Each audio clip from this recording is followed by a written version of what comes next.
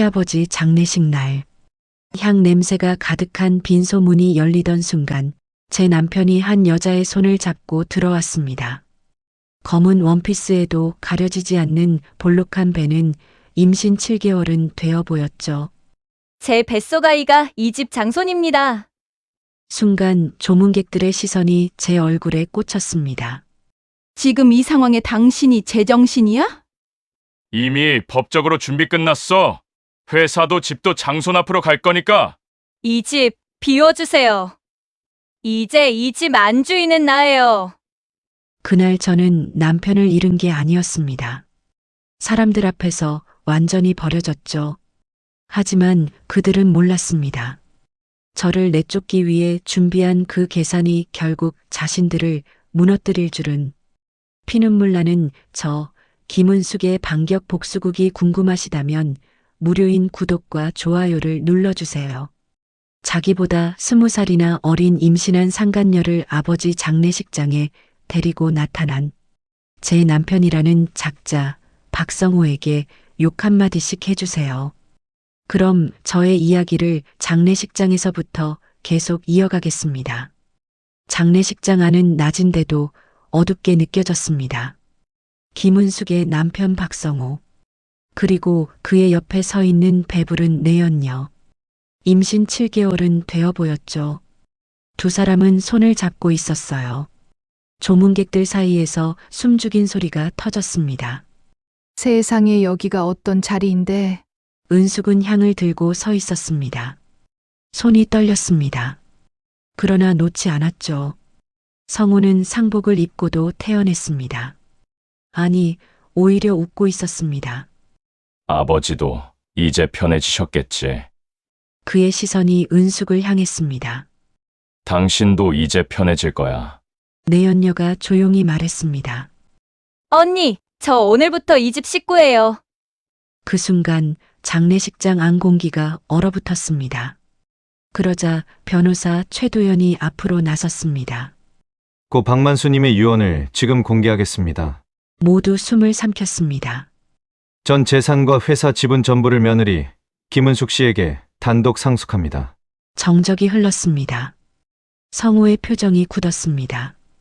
그러나 이내 비웃음이 번졌습니다. 그래서 웃으십니까? 그 회사 빚이 얼만지 알고? 조문객들 웅성거림이 더 커졌습니다. 성우는 더 큰 목소리로 말했습니다. 아버지 돌아가시기 전날에도 그랬어요. 회사 망했다고. 당신이 다 떠한 게 생겼다고. 내연녀가 은숙의 귀에 대고 속삭였습니다. 경매 넘어가면 저희 신혼집으로 쓰면 되겠네요. 은숙의 심장이 내려앉았습니다. 그러나 그때 관 옆에 놓인 작은 나무 도장이 눈에 들어왔습니다. 시아버지가 마지막까지 손에 쥐고 있던 도장이었습니다. 그날 은숙은 몰랐습니다. 그 유산이 족쇄인지 칼인지, 과연 빚뿐이라는 시아버지의 유산은 어떻게 될까요? 은숙은 15살에 부모를 잃었습니다. 친척집을 전전하며 살았죠. 밥을 얻어먹을 때마다 눈치를 봐야 했습니다. 그래서 결혼이 도망처럼 느껴졌습니다. 박성호는 번듯한 집안의 장남이었어요. 시아버지는 중소건설 회사를 운영했습니다. 처음엔 따뜻했습니다. 은수가 밥은 먹었느냐? 시아버지는 며느리에게 늘 그렇게 물었습니다. 그러나 남편은 달랐습니다. 결혼 3년째부터 귀가가 늦어졌습니다. 휴대전화는 늘 비번이 잠겨 있었죠. 은숙은 묻지 않았습니다. 묻는 순간 버림받을 것 같았죠. 그 대신 회사 격리 일을 도맡았습니다. 장부를 정리하고 거래처 전화를 받고 직원들 월급을 챙겼습니다. 어느 날 밤이었습니다. 시아버지가 사무실로 내려왔습니다. 아직 안 갔느냐? 정리할 게 조금 남아서요. 시아버지는 장부를 한참 들여다보았습니다. 그리고 낮게 말했습니다. 숫자는 거짓말을 하지 않는다. 그 말이 이상하게 마음에 남았죠. 며칠 뒤 시아버지는 작은 나무 도장을 은숙에게 맡겼습니다. 이건 내가 보관해라. 아버님, 왜요? 사람은 마지막에 진심이 남는다. 그때는 몰랐습니다. 그 말이 유언이 될 줄은. 그리고 그 무렵 은숙은 남편의 셔츠에서 낯선 향수 냄새를 맡았을 거예요. 그러던 어느 날 은행에서 전화가 왔습니다. 회사 대출 연장건으로 대표님 확인이 필요합니다. 대표는 시아버지였습니다. 그런데 그 통화 기록이 성호에게 전달되었죠. 그날 밤 성호는 처음으로 소리를 질렀습니다. 당신이 뭘 안다고 회사 일을 건드려. 은숙은 조용히 말했습니다. 저는 그냥 장부만. 성호는 탁자를 쳤습니다. 그 장부 때문에 우리가 망하게 생겼어. 그 눈빛은 분노가 아니라 두려움이었습니다. 그때 은숙은 처음으로 느꼈습니다. 이 집에 자신이 모르는 일이 있다는 것을. 시아버지가 쓰러진 건 초겨울이었어요. 119 구급대가 집 앞에 멈췄습니다. 은숙은 맨발로 뛰어나갔습니다. 성호는 집에 없었죠.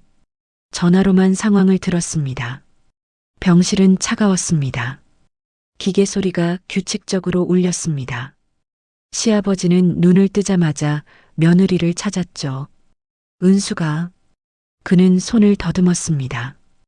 은숙이 잡았습니다. 아버님, 저 여기 있어요. 성우는? 은숙은 잠시 머뭇거렸습니다. 곧 올 겁니다. 그러나 성우는 그날 10분만 머물다 나갔습니다. 복도 끝에서 누군가와 통화하며 웃고 있었습니다. 은숙은 그 모습을 보았어요. 그날 밤 병실에는 둘만 남았습니다. 시아버지는 힘겹게 말했습니다. 내가 감당할 수 있겠느냐? 무엇을요? 이 집의 진실을. 은숙의 숨이 막혔습니다. 시아버지는 베개 밑에서 봉투 하나를 꺼냈습니다. 도연이를 불러라. 아버님. 성우는 안 된다. 그 말에 은숙의 가슴이 철렁 내려앉았습니다. 왜요? 시아버지는 눈을 감았다 뜨며 말했습니다. 나는 이미 다 알고 있었다. 병실 문 밖에서 구두 소리가 들렸습니다. 성우였습니다. 그의 얼굴에는 초조함이 서려 있었습니다. 아버지, 무슨 얘기를 그렇게 오래 합니까? 그의 시선이 봉투를 향했습니다. 그 순간 은숙은 깨달았죠. 이 싸움은 단순한 상속이 아니었습니다. 누군가는 무너질 것이고 누군가는 살아남아야 하는 싸움이었습니다. 장례식이 끝난 다음 날, 집안은 텅 빈 듯 고요했습니다. 조문객들의 발자국 소리도 위로의 말도 사라지고 남은 것은 향 냄새뿐이었죠. 은숙은 상복을 벗지 못한 채 거실에 앉아 있었습니다. 밤새 한숨도 자지 못했어요. 초인종이 울렸습니다. 문 앞에는 은행 직원 2명이 서 있었습니다. 김은숙 씨 되십니까? 네. 대표 변경 확인과 대출 상환 일정 조정건으로 왔습니다. 그 말에 은숙의 가슴이 쿵 내려앉았습니다. 상환이라니요. 직원이 서류를 펼쳤습니다. 현재 회사 채무 총액이 예상보다 많습니다. 연체 이자까지 포함하면 숫자가 적힌 칸이 눈에 들어왔습니다. 수십억이었습니다. 손끝이 떨렸어요. 그때 현관문이 다시 열렸습니다. 성호였습니다. 그의 뒤에는 그 여자도 서 있었습니다. 임신한 배를 감싸쥔 채 성호가 웃었어요. 벌써 왔네. 그 말투는 놀라움이 아니라 기다렸다는 듯한 뉘앙스였습니다. 은행 직원이 고개를 숙이며 말했어요. 아드님과는 이미 통화했습니다. 은숙은 고개를 돌렸습니다. 통화했다고요? 성우는 아무렇지 않게 소파에 앉았습니다. 어차피 당신이 대표라며. 그럼 책임도 당신 거지. 내연녀가 낮게 웃었습니다.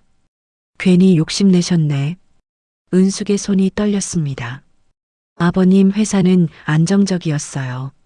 제가 장부를 봤습니다. 성우의 눈빛이 번뜩였습니다. 그래서 당신이 뭘 안다고. 그는 서류를 집어들어 탁자 위에 내던졌습니다. 보여줄까? 공사 미수금, 가압류, 차입금. 이미 물밑으로 가라앉았어. 은숙은 서류를 집어들었습니다. 분명 이상했습니다. 장부에 없던 금액들이었습니다. 그녀의 머릿속에서 숫자들이 빠르게 맞춰졌습니다. 이건 최근 한 달 사이에 급격히 늘어난 겁니다. 성호의 표정이 순간 굳었습니다. 그러나 곧 냉랭한 미소가 돌아왔죠. 대표가 당신이잖아. 그 한마디는 칼날 같았습니다. 그때 전화벨이 울렸습니다. 거래처였습니다. 기사에 회사 부도설이 돌고 있습니다. 사실입니까? 은숙은 숨이 막혔습니다. 성호는 휴대전화를 들어 화면을 은숙에게 들이밀었어요. 인터넷 기사 제목이 떠 있었습니다. 고 박만수 회장 별세 직후 부실 경영 의혹. 그 밑에 작게 적혀 있었습니다. 현 대표 김은숙. 은숙의 눈앞이 흐려졌습니다. 이게 무슨... 성호는 천천히 일어났죠. 당신은 장부 정리나 하던 사람이야. 경영은 못해. 내연녀가 말을 보탰습니다. 기자들 만나보니까 다들 관심 많던데요. 며느리가 재산 독식했다는 이야기. 그 말은 악의로 가득했어요. 은숙은 벽을 짚었습니다. 그녀의 머릿속에 시아버지의 말이 스쳐 지나갔죠. 숫자는 거짓말을 하지 않는다. 그런데 지금 숫자들이 거짓처럼 보였습니다. 그날 저녁 사무실로 향했습니다. 불이 꺼진 건물 안 혼자 불을 켰습니다. 책상 위에는 마지막으로 정리한 장부가 놓여 있었죠. 그녀는 천천히 페이지를 넘겼습니다. 그리고 한 칸에서 멈췄습니다. 분명 존재해야 할 입금 내역이 비어 있었습니다. 그 자리는 깨끗하게 지워진 흔적처럼 공백이었어요. 은숙의 심장이 세게 뛰었습니다. 누군가 고의로 돈의 흐름을 바꿔놓은 것입니다. 계속 장부를 보던 은숙은 숫자 하나가 이상한 것을 발견했죠. 같은 날짜에 같은 금액이 2번 빠져나갔습니다. 그러나 거래처 이름은 달랐습니다. 이거 정말 수상한데? 혼잣말이 새어나왔습니다. 그때 문이 열렸습니다. 변호사 최도연 씨였습니다. 검은 외투를 벗으며 조용히 들어왔습니다. 아직도 안 가셨군요.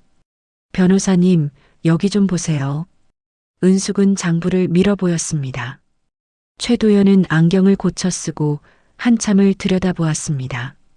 그리고 낮게 말했습니다. 이건 단순한 분식이 아닙니다. 그럼요. 자금 세탁입니다. 은숙의 심장이 쿵 내려앉았습니다. 누가요? 최도연은 잠시 망설였습니다.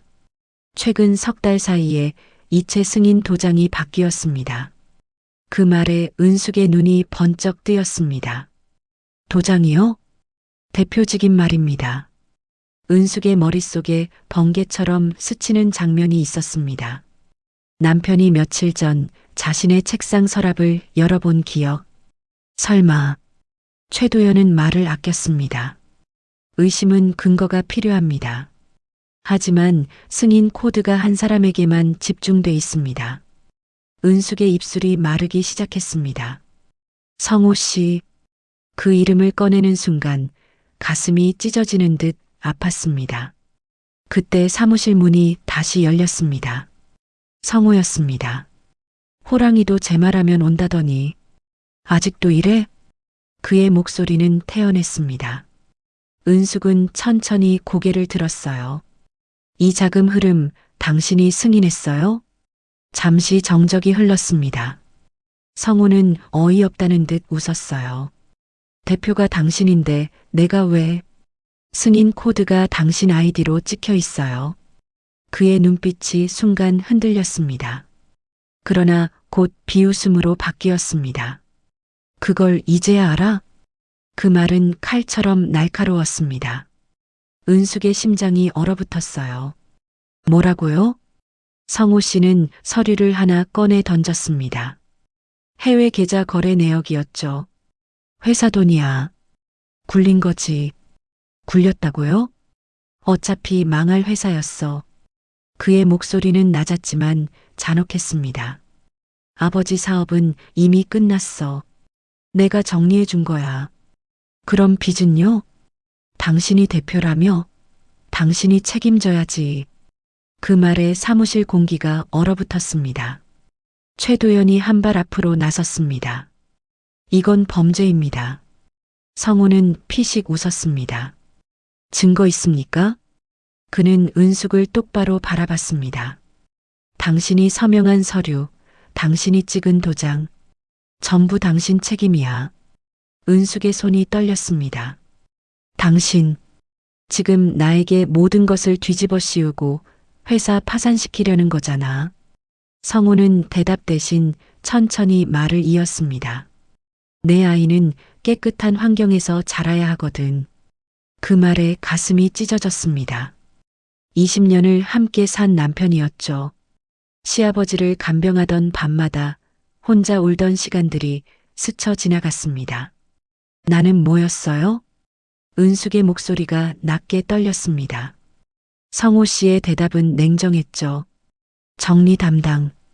그 한마디에 모든 것이 무너졌습니다. 그가 돌아섰습니다. 빚은 당신이 갚아. 난 이미 준비 다 끝났으니까. 문이 닫히는 소리가 유난히 크게 울렸습니다. 사무실에는 침묵만 남았습니다. 은숙의 눈에서 눈물이 흘렀습니다. 최도연이 천천히 말했습니다. 아직 한 가지가 남았습니다. 은숙은 고개를 들었습니다. 무엇이요? 고인께서 사망 일주일 전 별도 공증을 남기셨습니다. 은숙의 심장이 다시 뛰기 시작했습니다. 어떤 공증이죠? 최도연의 시선이 장부 마지막 페이지에 멈췄습니다. 그분은 이미 다 알고 계셨습니다. 바람이 창문을 흔들었습니다. 은숙은 장부를 덮었어요. 이 싸움은 단순한 상속 분쟁이 아니었습니다. 누군가는 계산했고 누군가는 대비했습니다. 그리고 이제 판이 뒤집히기 시작하고 있었습니다. 다음 날 아침이었습니다. 신문 일면 하단에 작은 기사 하나가 실렸습니다. 고 박만수 회장 별세 후 회사 자금 의혹. 그리고 그 밑에 또렷하게 적혀 있었습니다. 현 대표 김은숙. 은숙은 식탁 앞에 앉아 그 글자를 한참 바라보았습니다. 밥은 한 숟가락도 뜨지 못했어요. 초인종이 울렸습니다. 문을 열자 동네 아주머니 둘이 서 있었습니다. 기사 봤어요? 어쩌다 그런 욕심을 냈대요. 그 말은 위로가 아니었습니다. 확인이었죠. 은숙은 아무 말도 하지 못했습니다. 고개만 숙였습니다. 문이 닫히고 나서야 다리가 풀렸어요. 이 집에 들어온 지 25해였습니다.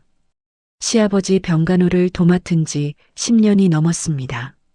그런데 하루아침에 욕심 많은 며느리가 되었습니다. 그때 전화가 울렸습니다. 친정 오빠였습니다.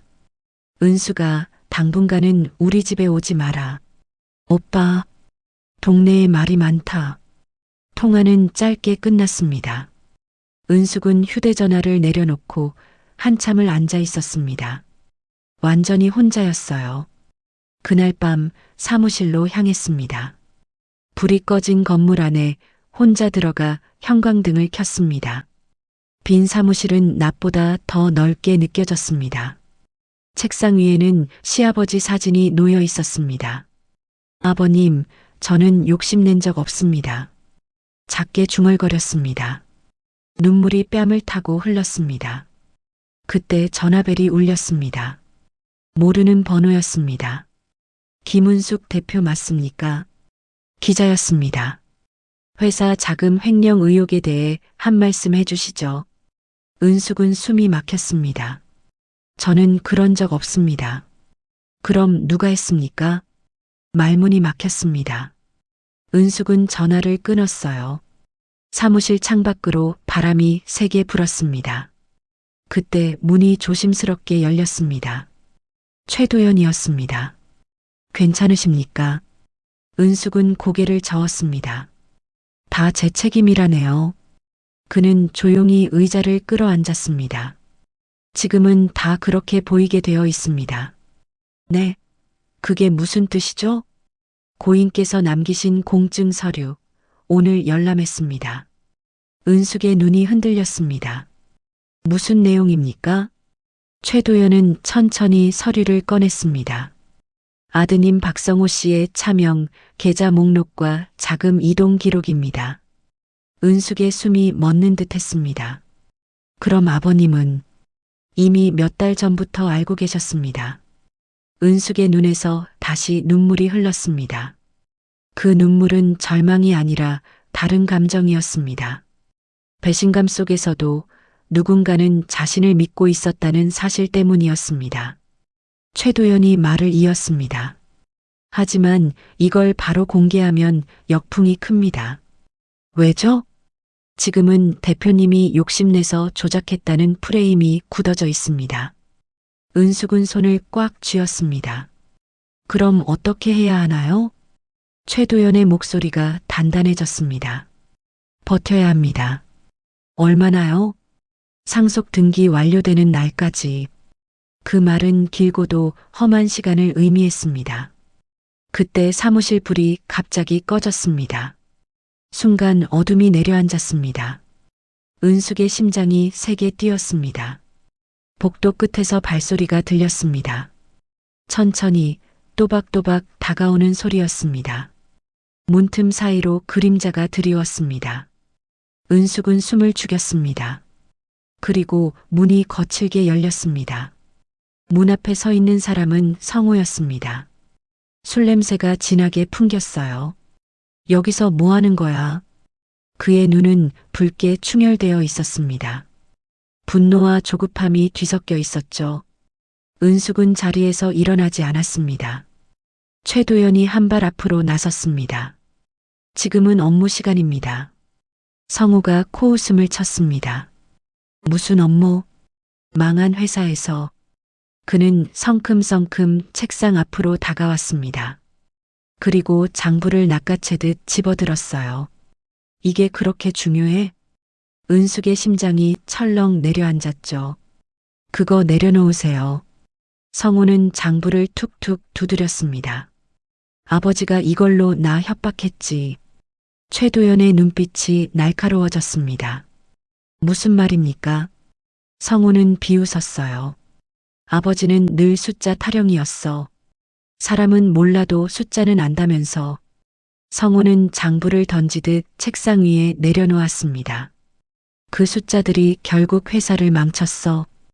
은숙은 천천히 장부를 다시 펼쳤습니다. 마지막 페이지였습니다. 최도연이 조용히 말했습니다. 여기 보십시오. 페이지 하단 작게 적힌 메모가 있었어요. 이체 승인자 변경, 직접 확인. 날짜는 석 달 전이었습니다. 은숙은 숨을 삼켰습니다. 그날은 시아버지가 직접 사무실로 내려왔던 날이었죠. 성우의 표정이 굳었습니다. 그거 아무 의미 없어. 그러나 그의 손이 미세하게 떨리고 있었습니다. 최도연이 차분하게 말을 이었습니다. 그날 이후 승인 코드가 대표 직인이 아닌 아드님 개인 코드로 변경되었습니다. 증거 있어? 성우의 목소리가 거칠어졌습니다. 있습니다. 최도연은 가방에서 USB 하나를 꺼냈습니다. 서버 로그 기록입니다. 사무실 공기가 얼어붙었어요. 은숙의 가슴이 빠르게 뛰었습니다. 성우는 잠시 아무 말도 하지 못했죠. 그러다 갑자기 웃었습니다. 그래서 어쩌겠다는 거야?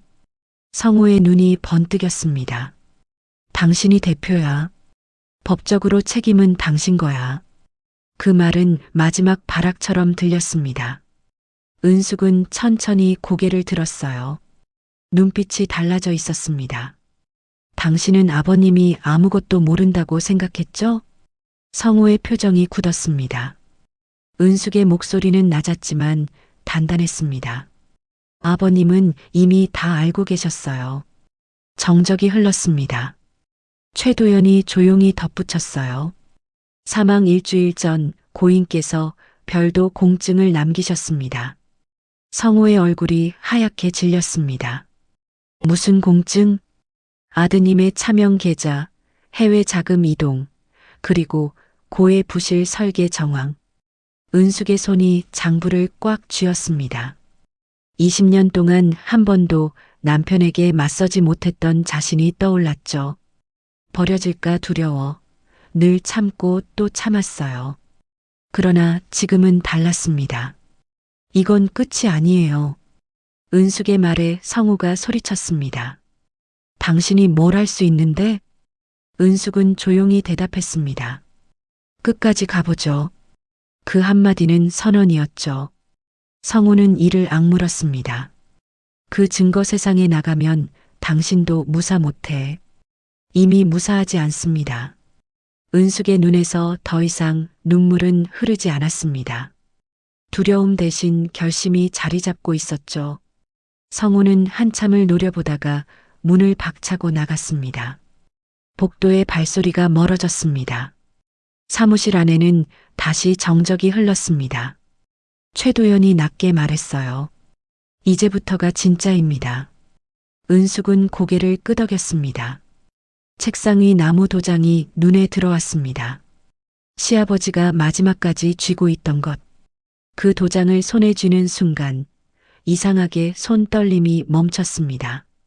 시아버지의 목소리가 떠올랐죠. 내가 감당할 수 있겠느냐? 은숙은 속으로 대답했습니다. 감당하겠습니다. 그 순간 그녀는 더 이상 피해자가 아니었습니다. 싸움을 선택한 사람이었습니다. 다음 날 오후였어요.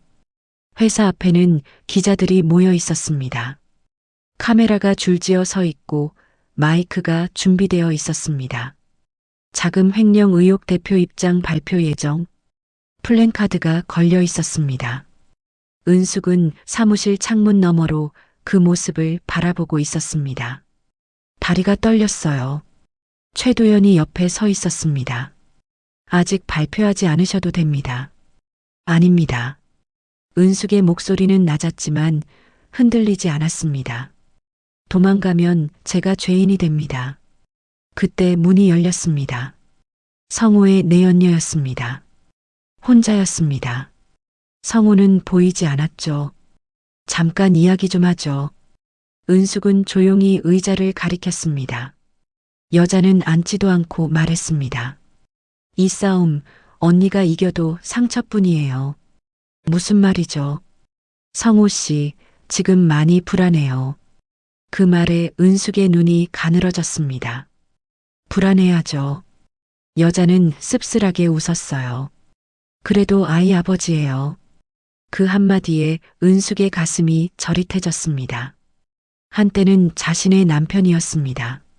함께 밥을 먹고 함께 늙어갈 줄 알았던 사람. 그러나 여자는 더 잔혹한 말을 이어갔습니다. 사실 성우 씨가 아버님 병세도 일부러 늦게 알린 거 아세요?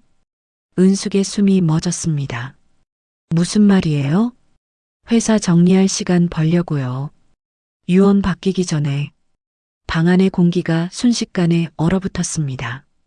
은숙의 귀에서 심장 소리가 울렸습니다. 그게 사실이에요? 여자는 고개를 끄덕였습니다. 그날 병원 복도에서 전화한 거, 회사 자금 이동 마무리 통화였어요. 그 장면이 떠올랐습니다. 복도 끝에서 웃으며 통화하던 남편의 모습. 은숙의 눈빛이 냉랭해졌습니다. 왜 지금 그걸 말하죠? 여자의 눈빛이 잠시 흔들렸습니다. 아이 때문이에요. 아이요? 이 싸움이 커지면 곧 태어날 내 아이도 다치겠죠. 그 순간 은숙의 가슴이 철렁 내려앉았습니다. 아이는 죄가 없었습니다. 자신이 아이를 낳지 못해 들었던 수군거림이 떠올랐습니다. 당신은 아이 없잖아. 시댁 어른들의 비수를 꽂는 말. 은숙은 눈을 감았다 떴습니다. 그래서요? 합의합시다. 회사 일부 넘기고 사건 덮어요. 그 말은 협박이었습니다. 은숙은 천천히 고개를 저었습니다. 당신, 아직 태어나지도 않은 아이를 협상 카드로 쓰지 마세요. 여자의 얼굴이 굳었습니다. 아이 핑계대지 마세요. 당신 지금 회사 욕심나서 그러는 거잖아. 은숙의 눈빛이 단단해졌습니다. 잠시 침묵이 흘렀습니다. 여자는 입술을 깨물었습니다. 그럼 어떻게 할 건데요? 성호 씨, 끝나요. 이 집 장남이잖아요. 당신 남편이고. 은숙은 담담히 말했습니다. 끝나든 말든 상관없어요. 그 인간 당신 가지세요. 여자는 더 말하지 못하고 돌아섰습니다. 문이 닫히자 은숙의 다리가 힘없이 풀렸습니다. 의자에 주저앉았어요. 최도연이 말했습니다. 내일 기자회견에서 모든 자료 공개하실 겁니까? 은숙은 고개를 끄덕였습니다. 도장 준비해 주세요. 책상 위 나무 도장이 묵직하게 놓여 있었습니다. 그 도장은 단순한 나무 조각이 아니었습니다. 누군가의 믿음이었습니다. 창밖에서는 기자들의 웅성거림이 더 커졌죠. 내일이면 모든 것이 드러납니다. 누군가는 무너지고 누군가는 바로 서게 될 것입니다. 다음 날 오전이었어요. 회사 로비는 사람들로 가득 찼습니다. 카메라 플래시가 연달아 터졌죠. 마이크가 길게 늘어섰습니다. 은숙은 검은 정장을 입고 단상 앞에 섰습니다. 손에 작은 나무 도장을 든 채로요. 플래시 불빛에 눈을 뜨기 힘들었어요. 김은숙 대표님, 자금 횡령 의혹 인정하십니까? 회사부도 책임지실 겁니까? 질문이 쏟아졌습니다. 은숙은 천천히 마이크를 잡았습니다. 손이 약하게 떨렸지만 목소리는 낮고 또렷했습니다. 먼저 고 박만수 회장님의 며느리로서 그리고 현 대표로서 심려를 끼쳐드린 점 사과드립니다. 기자들이 조용해졌습니다. 그러나 저는 단 한 푼도 사적으로 사용한 적이 없습니다. 뒤편에서 문이 열리고 성우가 들어왔습니다. 표정은 굳어 있었지만 여전히 오만했죠. 거짓말입니다. 그의 목소리가 울렸습니다. 저 여자가 장부를 조작했습니다. 순간 웅성거림이 커졌어요. 은숙은 그를 바라보았습니다. 25년을 함께 산 남자였습니다. 그러나 지금은 낯설었어요. 최도연이 단상 옆으로 나섰습니다. 고인께서 남기신 공증 자료를 공개하겠습니다. 화면이 켜졌습니다. 차명 계좌 목록이 떠올랐어요. 해외 송금 기록이 날짜별로 정리되어 있었습니다. 기자들의 숨소리가 멎었습니다. 성호의 얼굴이 창백해졌습니다. 이건 조작이야. 그가 소리쳤습니다. 최도연이 차분히 말했습니다. 서버 로그와 금융 기록 등 증거가 확보되어 있습니다. 은숙은 마이크를 다시 잡았습니다. 이 자금 이동 승인 코드는 박성호 전무의 개인 코드입니다. 플래시가 더 세게 터졌습니다. 성호의 이마에 땀이 맺혔어요. 김은숙, 당신이 날 배신했어. 그 말에 은숙의 가슴이 저렸어요. 그러나 곧 단단해졌습니다.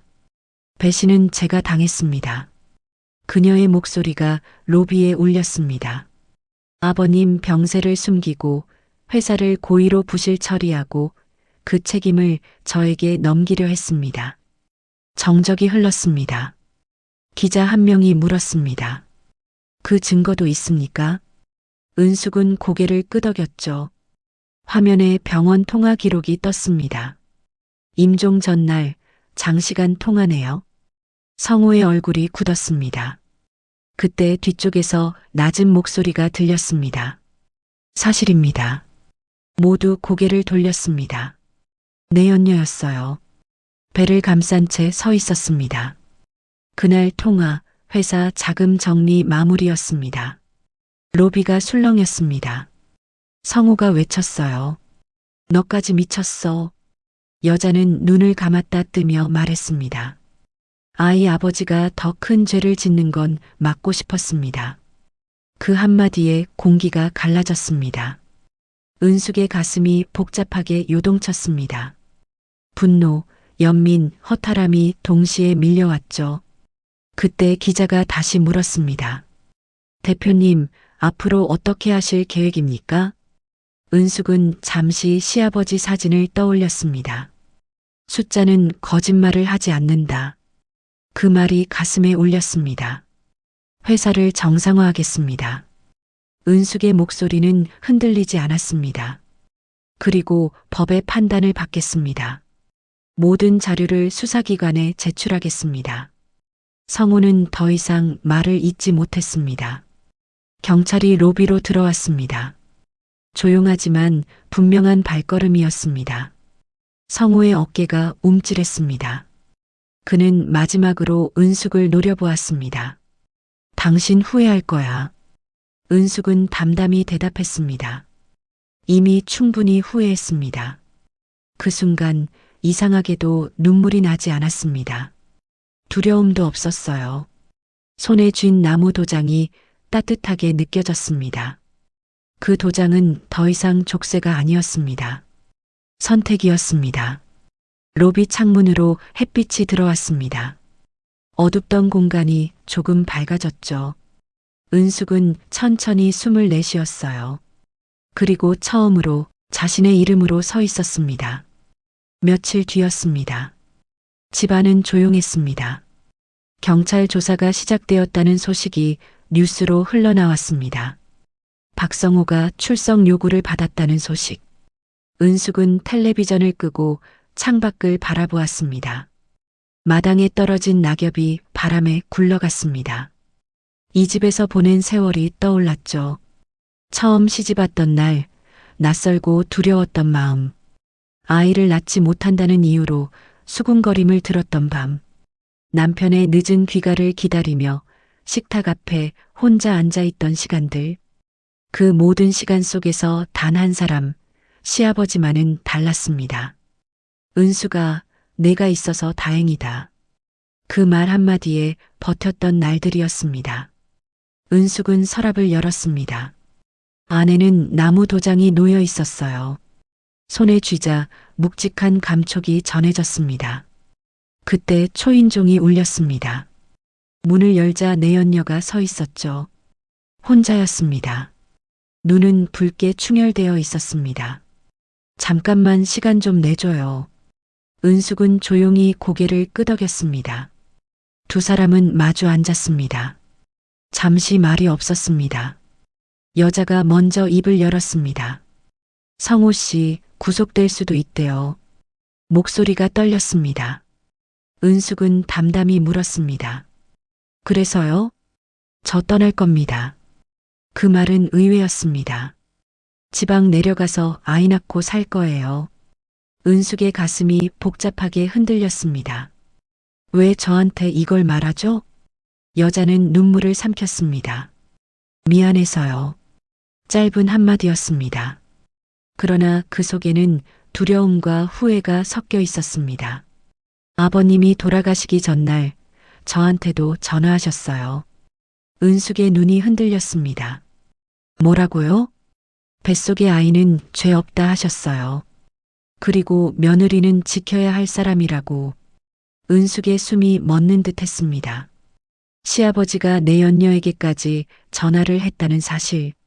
그는 마지막까지 모든 걸 알고 있었습니다. 내연녀는 고개를 숙였어요. 그때는 이해 못했어요. 지금은요? 이제는 알 것 같아요. 잠시 침묵이 흘렀습니다. 여자는 천천히 자리에서 일어났습니다. 저희 아이 죄인의 자식으로 살게 하고 싶지 않습니다. 문 앞에서 여자가 돌아보았습니다. 언니 아니 대표님. 말을 고쳐 불렀습니다. 정말 강하시네요. 성호 씨는 당신이 금방 무너질 거라고 했지만 내가 졌습니다. 문이 닫혔습니다. 은숙은 한참을 서 있었습니다. 그리고 시아버지 영정 앞으로 걸어갔습니다.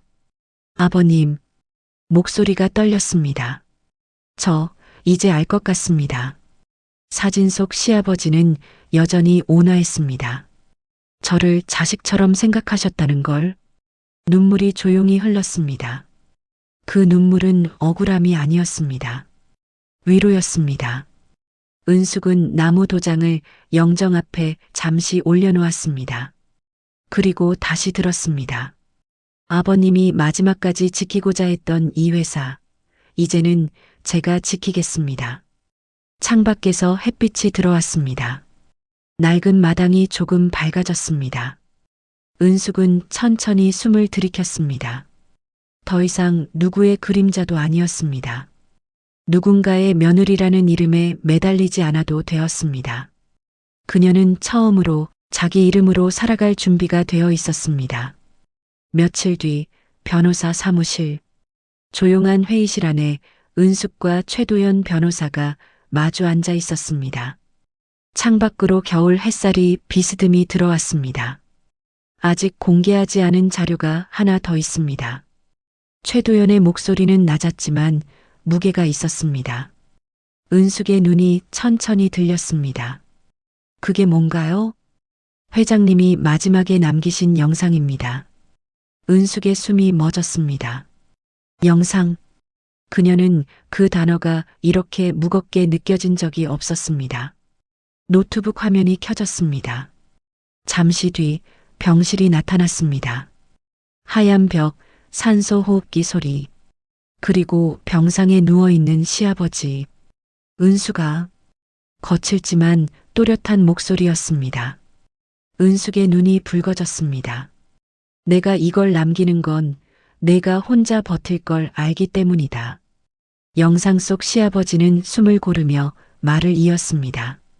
성우는 내 아들이다. 하지만 기업은 자식이 아니다. 은숙의 손이 떨렸습니다. 내가 모른 척한 죄 나도 안다. 그 한마디에 가슴이 무너졌습니다. 그는 알고 있었습니다. 아들의 탐욕도 며느리의 억울함도.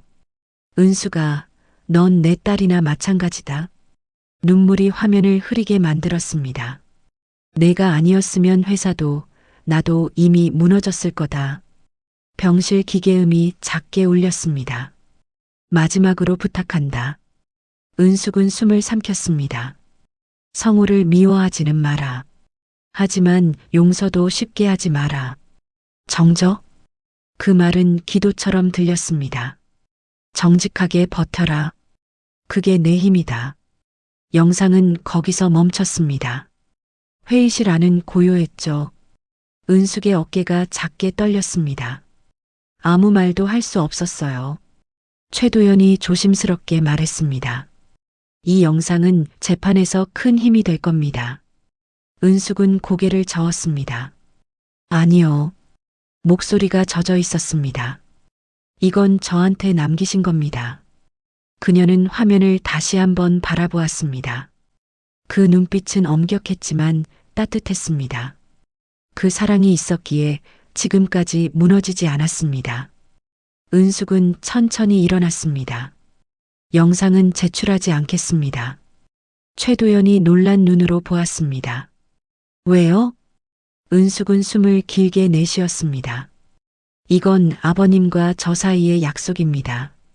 법적 싸움은 이미 시작되었습니다. 그러나 이 영상은 증거가 아니라 유산이었습니다. 은숙은 나무 도장을 가방에서 꺼냈습니다. 손끝으로 문지르며 속삭였습니다. 정직하게 버텨라. 그 말이 심장 깊이 박혔습니다. 사무실을 나서는 발걸음이 전보다 단단했습니다. 엘리베이터 거울에 비친 자신의 얼굴을 보았습니다. 피곤했지만 무너지지 않았습니다. 누군가의 아내로 살던 시간은 끝났습니다.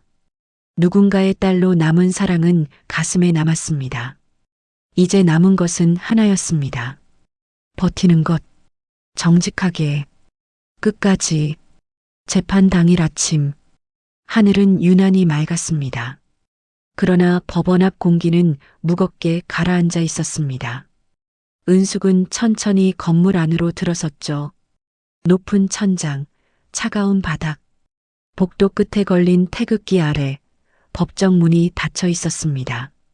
문 앞에서 성우와 마주쳤습니다. 수염이 듬성듬성 자라 있었고 눈빛은 날카로웠습니다. 끝까지 할 생각이야? 낮은 목소리였습니다. 은숙은 잠시 그를 바라보았어요. 한때는 사랑이라 믿었던 사람. 그러나 지금은 자신의 삶을 무너뜨리려 했던 사람. 이미 시작됐습니다. 담담한 대답이죠. 성호의 입꼬리가 비틀렸습니다. 회사? 내가 지킬 수 있을 것 같아? 그 말에는 조롱이 섞여 있었습니다. 은숙의 눈빛이 단단해졌습니다. 아버님이 지켜온 겁니다. 넌 이용당한 거야. 그의 말은 칼처럼 날카로웠습니다. 은숙의 가슴이 순간 욱신했습니다. 그러나 곧 고개를 들었어요. 이용당한 게 아니라 믿어준 겁니다. 성호의 얼굴이 굳었습니다. 그때 법정 문이 열렸어요. 들어오십시오. 차분한 안내 목소리. 은숙은 한 걸음 먼저 안으로 들어섰죠. 방청석에는 직원 몇 명이 앉아 있었습니다. 고개를 숙인 채 조용히 그녀를 바라보았죠. 그 눈빛 속에는 기대와 불안이 섞여 있었습니다. 은숙은 자리에 앉으며 가방을 열었어요. 그 안에는 나무 도장이 있었습니다. 손으로 꼭 쥐었습니다. 재판이 시작되었어요. 검찰은 차명 계좌, 해외 송금 기록, 내부 승인 로그를 차례로 제시했습니다. 성호의 변호인은 목소리를 높였습니다. 이 모든 결정은 대표였던 김은숙 씨의 승인 아래 이루어졌습니다. 방청석이 술렁였습니다. 은숙은 자리에서 일어났습니다. 증인석으로 걸어가는 발걸음이 또박또박 울렸습니다. 김은숙 씨, 재판장의 목소리가 울렸습니다. 해당 승인 코드에 대해 설명하십시오. 은숙은 깊게 숨을 들이켰습니다. 해당 코드는 박성호 전무의 개인 인증 코드입니다. 차분했습니다. 저는 접근 권한이 없었습니다. 검찰이 자료를 제시했습니다. 서버 접속 위치, 로그인 시간, 모두 성호의 사무실이었습니다. 성호의 이마에 땀이 맺혔어요. 그는 갑자기 자리에서 벌떡 일어났습니다. 아버지가 당신을 감쌌어. 법정이 술렁였습니다. 그 사람은 나한테 단 한 번도 기회를 안 줬어. 목소리가 갈라졌습니다. 은숙의 심장이 쿵 하고 내려앉았습니다. 그 말 속에는 분노보다 열등감이 담겨 있었어요. 난 늘 아버지 그림자였어. 은숙은 조용히 그를 바라보았습니다. 그리고 천천히 말했습니다. 아버님은 당신을 버리지 않았어요. 성호의 눈동자가 흔들렸어요. 당신이 먼저 회사를 버린 겁니다. 그 한마디에 법정이 조용해졌습니다. 재판장은 잠시 서류를 정리하며 말했습니다. 추가 심리는 다음 기일에 진행합니다. 망치 소리가 울렸어요. 짧지만 무거운 소리였죠. 사람들이 하나둘 자리에서 일어났습니다. 성호는 고개를 떨군 채 서 있었습니다. 은숙은 잠시 그를 바라보다 돌아섰습니다. 법정 문을 나서는 순간 숨이 길게 빠져나왔습니다. 복도 창문으로 햇빛이 들어왔습니다. 그 빛이 눈부셨습니다. 아직 끝나지 않았어요. 하지만 이제 두렵지 않았죠. 손에 꼭 쥔 도장이 따뜻했습니다. 은숙은 속으로 중얼거렸어요. 정직하게 버틴다. 그것이 그녀의 싸움이었습니다. 그리고 그 싸움은 이제 막 절반을 넘고 있었습니다. 재판이 끝난 날 밤, 집안은 적막했습니다. 복도에 걸린 시아버지의 사진이 희미한 불빛 속에 떠 있었습니다.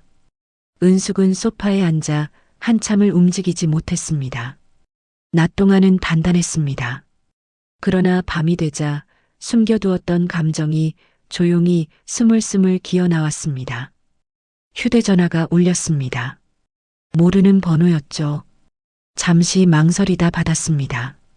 김은숙 씨 맞죠? 낯선 남자의 목소리였습니다. 네. 박성호 씨가 접견을 원합니다. 심장이 내려앉았습니다. 지금이요? 오늘 밤이 아니면 힘들 것 같습니다. 전화가 끊겼습니다. 은숙은 한동안 수화기를 들고 서 있었습니다. 접견. 왜 지금일까? 사과일까? 협박일까? 아니면 또 다른 계략일까? 1시간 뒤 구치소 접견실. 유리창 너머로 성우가 앉아 있었어요. 하루 만에 얼굴이 수척해졌죠. 눈은 충혈되어 있었습니다. 은숙이 자리에 앉자 그가 먼저 말을 꺼냈습니다. 이렇게까지 할 줄은 몰랐어. 목소리가 거칠었습니다. 당신이 먼저 시작했어요. 은숙의 대답은 낮았습니다. 성우는 잠시 웃었습니다. 비틀린 웃음이었죠. 회사, 내가 다 가질 수 있을 것 같지? 은숙의 눈빛이 흔들리지 않았습니다. 그건 제 것이 아닙니다. 그럼 뭐야? 지켜야 할 것. 성우는 손을 유리창에 올렸습니다. 아버지 유언 나한테도 남겼어. 은숙의 숨이 멎었습니다. 무슨 말이죠? 날 끝까지 믿고 싶다고 하셨다. 그 말은 칼날처럼 날아왔습니다. 은숙의 가슴이 세게 요동쳤습니다. 성우의 눈이 번뜩였습니다. 당신이 모르는 게 있어. 잠시 침묵. 회장님 지분 일부 이미 내가 담보로 넘겼어. 순간 머릿속이 하얘졌습니다. 뭐라고요? 회사 살리겠다고 뛰어다닐 때 이미 늦었어. 그의 입꼬리가 올라갔습니다. 채권자들이 움직이면 넌 대표 자리에서도 쫓겨날 거야. 피가 거꾸로 솟는 느낌이었습니다. 그는 끝까지 잔혹했습니다. 무너지기 직전에도 상대를 끌어내리려는 집요함. 은숙은 숨을 가다듬었어요. 왜 그랬어요? 날 무시했으니까. 짧은 대답이었습니다. 그 안에는 평생 쌓인 분노가 담겨 있었습니다. 아버지도 당신도. 은숙의 눈에 눈물이 차올랐습니다. 억울해서가 아니었습니다. 이 사람이 이렇게까지 망가졌다는 사실이 슬펐습니다. 성우 씨, 그녀는 조용히 말했습니다. 아버님은 당신을 버린 적이 없어요. 거짓말. 당신이 스스로 등을 돌린 거예요. 성우의 표정이 굳었습니다. 잠시 말이 없었죠. 멀리서 교도관의 발소리가 들렸습니다. 면회 시간이 끝나가고 있었습니다. 성우가 마지막으로 입을 열었습니다. 후회할 거야. 은숙은 유리창 너머 그를 바라보았습니다. 난 이미 충분히 후회했어요. 뭐를? 당신을 끝까지 이해하려 했던 시간. 정적? 그의 눈빛이 흔들렸습니다. 하지만 지금은 아직 아니에요. 은숙은 자리에서 일어났습니다. 회사는 무너지지 않을 겁니다. 성우의 얼굴이 일그러졌습니다. 어떻게? 은숙의 눈빛이 달라졌습니다. 단단했고 흔들림이 없었습니다. 아버님은 숫자를 남기셨어요. 그 말의 의미를 그는 알아차리지 못했습니다. 교도관이 다가왔습니다. 면회 종료. 문이 닫히는 소리가 울렸습니다. 구치소 밖으로 나오자 차가운 밤 공기가 얼굴을 스쳤습니다. 은숙은 하늘을 올려다보았습니다. 구름 사이로 별 하나가 떠 있었습니다. 지분 담보, 채권자 움직임, 또 다른 전쟁이 시작되고 있었습니다. 그러나 이번엔 혼자 당하지 않을 겁니다. 그녀는 가방에서 휴대전화를 꺼냈습니다. 최도연에게 전화를 걸었습니다. 변호사님, 목소리는 차분했습니다. 이제 진짜 싸움을 시작해야겠습니다. 밤 공기가 깊어졌습니다. 하지만 은숙의 눈빛은 그 어느 때보다 또렷하게 빛나고 있었습니다. 다음 주 월요일 아침, 회사 회의실 공기가 무겁게 가라앉아 있었습니다. 임원들이 둥글게 앉아 있었습니다. 아무도 먼저 말을 꺼내지 않았습니다. 은숙은 대표 자리에 앉아 있었습니다. 며칠 새 얼굴이 눈에 띄게 수척해져 재무팀장이 조심스럽게 입을 열었습니다. 채권단에서 공문이 왔습니다. 회의실 공기가 얼어붙었습니다. 담보 설정된 지분을 근거로 경영 개선 명령을 요구했습니다. 은숙의 손이 테이블 위에서 살짝 굳었습니다. 개선 명령이라니요? 대표 교체를 포함한 구조조정 요구입니다. 그 말은 사실상 퇴진 요구였습니다. 잠시 침묵. 한 임원이 고개를 숙인 채 말했습니다. 대표님, 버티기 힘들 것 같습니다. 그 한마디가 칼처럼 꽂혔어요. 은숙은 천천히 둘러보았습니다.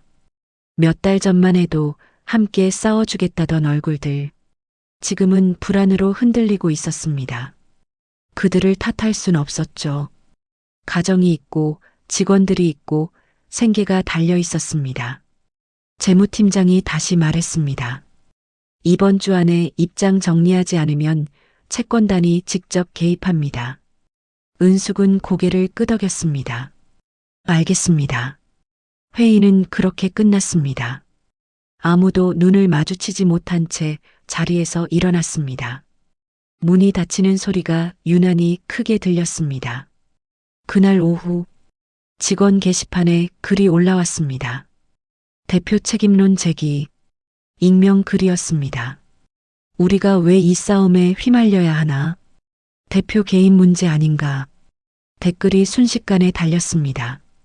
은숙은 화면을 바라보다가 조용히 닫았습니다. 가슴이 서서히 내려앉았습니다. 그녀는 혼자 대표실에 앉아 있었어요. 넓은 방이 텅 빈 것처럼 느껴졌습니다. 서랍을 열었습니다. 나무 도장이 있었습니다.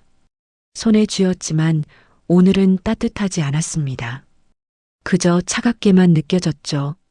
그때 전화가 울렸습니다. 최도연 변호사였습니다. 상황이 좋지 않습니다. 알고 있습니다. 채권단 쪽에서 임시 주총 요구할 가능성 높습니다. 은숙은 눈을 감았습니다. 시간은 얼마나 있습니까? 길어야 일주일. 20회 넘게 지켜온 회사를 지키기엔 너무 짧은 시간이었습니다. 전화를 끊고 나니 숨이 가빠졌습니다. 처음으로 마음속에서 이런 생각이 스쳤습니다. 그만둘까? 그 순간 눈앞에 직원들 얼굴이 떠올랐습니다. 격리 직원의 아이 학원 이야기, 공장 반장의 노무 병원비, 그들의 삶이 이 회사에 매달려 있었습니다.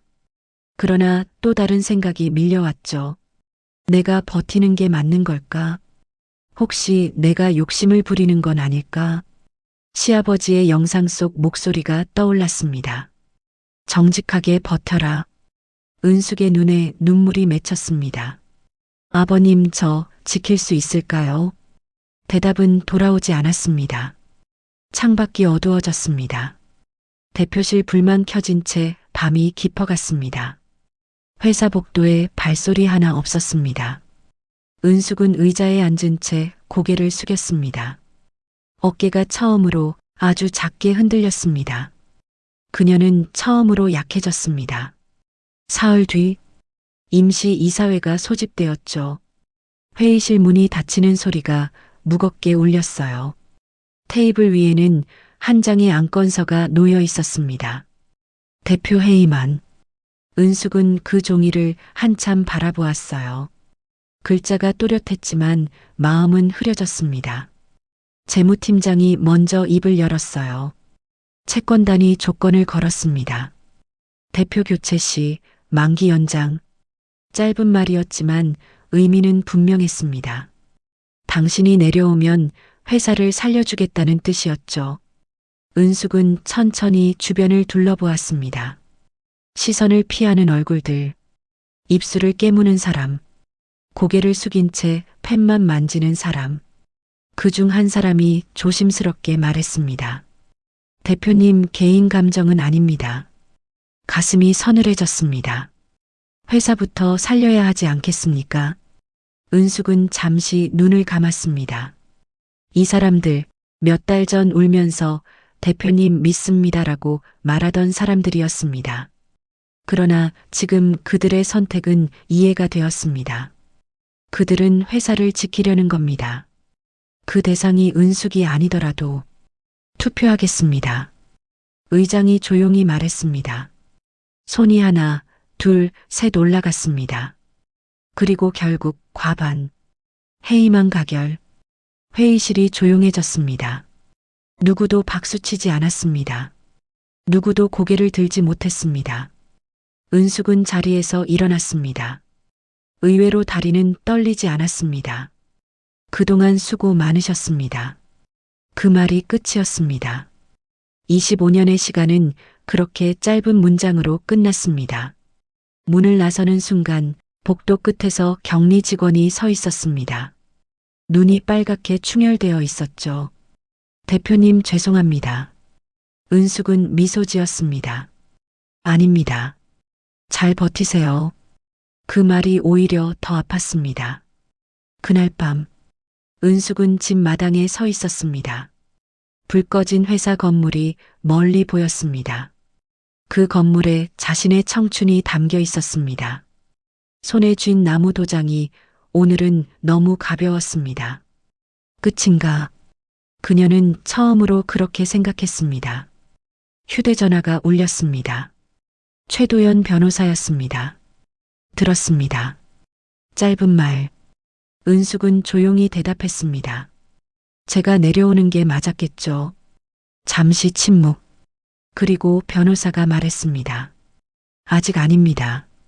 은숙의 눈이 흔들렸습니다. 뭐가 아니죠? 회장님이 남긴 숫자 기억하시죠? 심장이 쿵 하고 내려앉았습니다. 그게 단순한 내부 장부 정리가 아닙니다. 은숙은 숨을 멈췄습니다. 대표님, 회장님은 경영자였습니다. 변호사의 목소리가 낮아졌습니다. 자식보다 회사를 먼저 생각한 사람입니다. 바람이 불어 나무잎이 흔들렸습니다. 지분 담보가 설정된 날짜. 그 바로 전날 회장님이 어떤 결정을 했는지 아십니까? 은숙의 손이 도장을 꽉 쥐었습니다. 무슨 결정이요? 의결권 위임 철회와 우선주 전환. 순간 숨이 멎었습니다. 성우는 계산했다고 믿었습니다.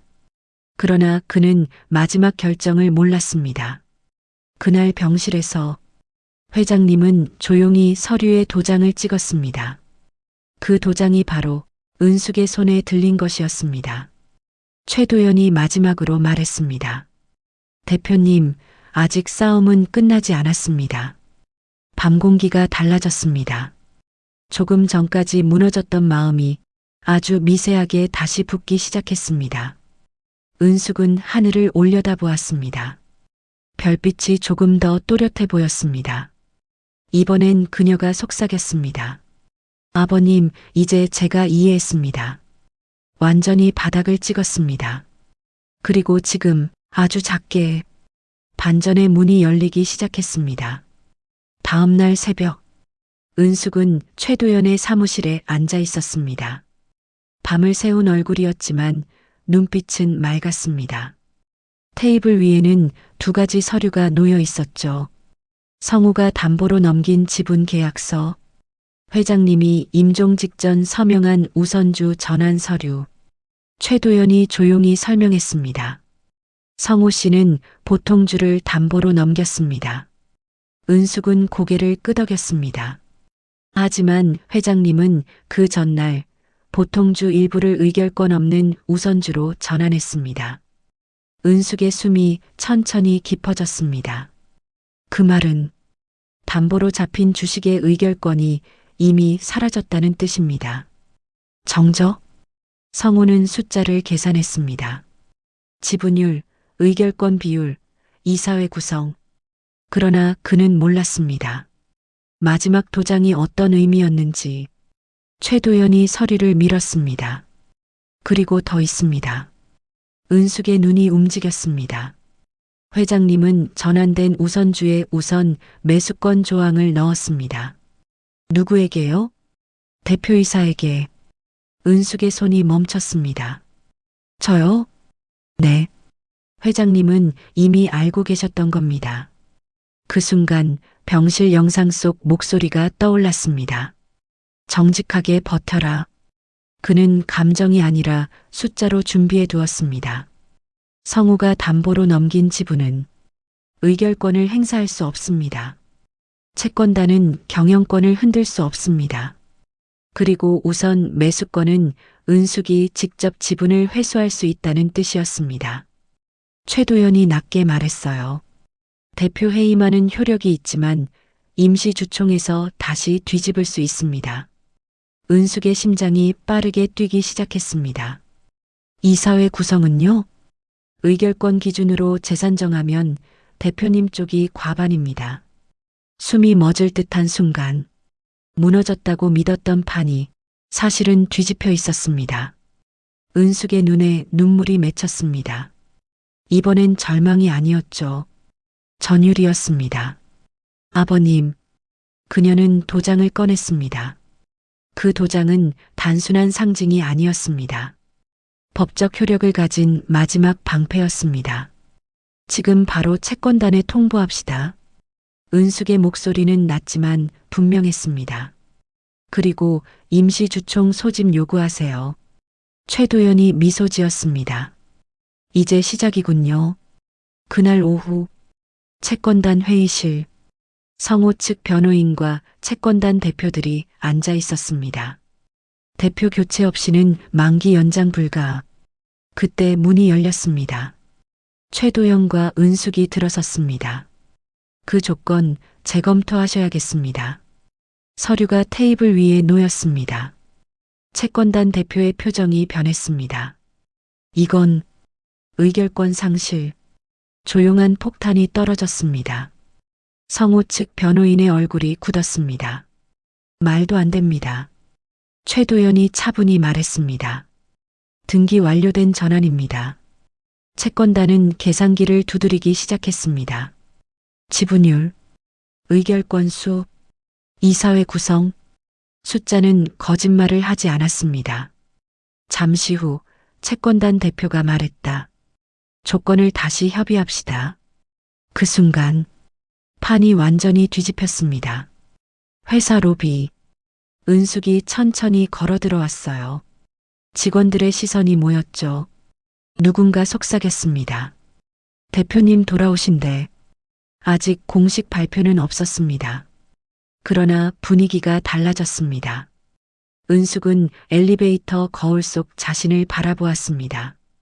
어제와 다른 얼굴이었습니다. 무너졌던 사람이 아니라 버텨낸 사람이 서 있었습니다. 그리고 그녀는 조용히 속삭였습니다. 이제 끝까지 간다. 임시 주주총회 당일. 대강당은 숨소리까지 들릴 만큼 조용했습니다. 주주들이 빼곡히 앉아 있었습니다. 앞줄에는 채권단 관계자들, 뒤쪽에는 직원 대표들, 은숙은 단상 아래에 서 있었죠. 며칠 전 해임 통보를 받았던 자리, 오늘은 다시 서기 위해 왔습니다. 의장이 선언했습니다. 의결권 재산정 결과를 공지합니다. 스크린에 숫자가 떠올랐습니다. 보통주 의결권 변동, 우선주 전환 반영, 총 의결권 구조 변경. 강당이 술렁였어요. 채권단 대표가 자리에서 일어났습니다. 이 전환은 적법합니까? 최도연이 차분히 답했습니다. 상법과 정관에 따른 합법적 전환입니다. 모든 서류는 등기 완료 상태였습니다. 숫자는 이미 확정되어 있었습니다. 의장이 다시 말했습니다. 대표 회의만 재표결에 들어가겠습니다. 정적? 손이 올라갔습니다. 하나, 둘, 셋. 그러나 이번엔 반대 손이 더 많았습니다. 마지막 표가 집계되었습니다. 부결. 짧은 단어. 그러나 강당을 뒤흔들기에 충분했습니다. 직원석에서 작은 탄성이 흘러나왔죠. 누군가는 눈물을 훔쳤습니다. 은숙은 움직이지 못했습니다. 단상 위로 올라가라는 신호가 왔습니다. 천천히 계단을 올랐습니다. 마이크 앞에 섰습니다. 잠시 숨을 고르고 말했습니다. 저를 지지해 주신 분들께 감사드립니다. 목소리가 낮게 울렸습니다. 하지만 오늘 이 자리는 승리가 아닙니다. 강당이 조용해졌습니다. 우리가 회사를 지키겠다는 약속을 다시 하는 자리입니다. 직원석을 바라보았습니다. 저 혼자서는 못합니다. 잠시 멈추었습니다. 함께 버텨주십시오. 그 한 문장에 강당의 공기가 바뀌었습니다. 박수가 천천히 시작되었습니다. 작게, 그리고 점점 크게. 은숙의 눈에 눈물이 고였습니다. 이번엔 무너지지 않았습니다. 그 눈물은 지켜낸 사람의 눈물이었죠. 몇 달 뒤, 법원 판결 선고 날, 성우는 실형을 선고받았습니다. 재판장은 말했습니다. 피고인은 회사 자산을 사적으로 유용하고 고의로 경영을 왜곡하였습니다. 망치 소리가 울렸습니다. 짧고 단호한 소리. 성우는 고개를 떨군 채 끌려나갔습니다. 은숙은 방청석에서 조용히 앉아 있었습니다. 눈을 감았습니다. 미움도 통쾌함도 없었습니다. 그저 긴 시간이 지나갔다는 느낌뿐이었습니다. 같은 날 저녁, 회사 건물 앞, 새 간판이 걸려 있었습니다. 박만수 기념 장학재단 설립. 은숙은 천천히 간판을 올려다보았습니다. 회사 수익 일부를 지역 청년들에게 환원하기로 결정했죠. 아버님, 약속 지켰습니다. 작게 속삭였습니다. 뒤에서 발소리가 들렸습니다. 직원들이 하나둘 모여 있었습니다. 격리 직원이 말했습니다. 대표님, 오늘 회식입니다. 은숙이 웃었습니다. 대표님 아니에요. 모두가 의아하게 바라보았습니다. 그냥 은숙 씨로 부르세요. 순간 모두 웃었습니다. 회사 건물 유리창에 노을이 비쳤습니다. 붉은 빛이 따뜻하게 번졌습니다. 은숙은 가방에서 나무 도장을 꺼냈습니다. 한동안 바라보다가 조용히 사무실 책상 서랍에 넣었습니다. 이제 그 도장은 방패가 아니었습니다. 기억이었습니다. 그녀는 회사 로비 한가운데 섰어요. 처음 장례식장에서 무너졌던 그날과 달리 지금은 곧게 서 있었습니다. 누군가의 며느리도 누군가의 아내도 아닌 자기 이름으로. 불이 하나둘 켜졌습니다. 사람들의 웃음소리가 건물을 채웠습니다. 인생은 때로 믿었던 사람에게 가장 깊은 상처를 받기도 하죠. 끝까지 무너지지 않고 정직하게 버텨낸 은숙 씨의 이야기 어떠셨나요? 아직도 구독과 좋아요를 누르지 않으셨다면 다시 한번 부탁드립니다. 다음에 더 감동적이고 재미있는 사연으로 찾아뵐게요. 귀한 시간 내어 시청해 주셔서 감사드립니다.